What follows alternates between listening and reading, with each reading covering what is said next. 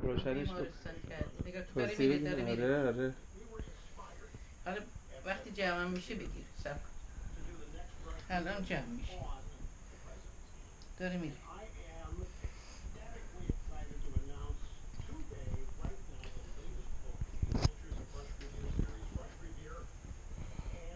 آخه که نشو؟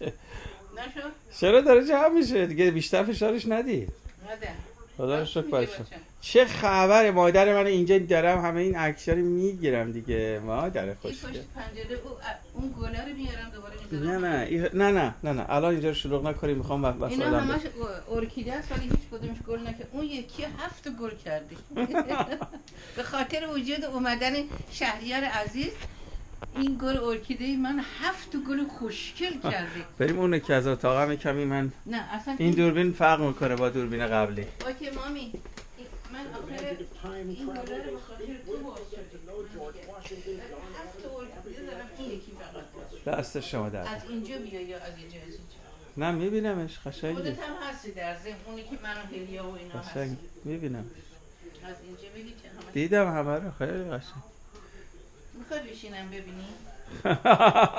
ای خدا ای خدا من آخه ورم کرد. این فیلمه، عکس نیست. خیلی خیلی فیلمش پف کردم. کیفیتش خوبه. اصلا پف کردم همه صورتم درست باید.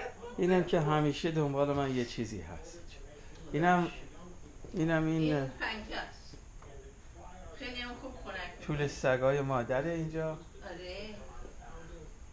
طول سگایی که اذیت هم نمی‌کنه. اینم که هی مرتب به من میخورونه مادر. در خونم هم یک کمی بگی. اینم آشه پس خونه. آه راست میگه اونجا خیلی قشنگه. نه اون آویزون کردم گرده. اینم باغچه مادر.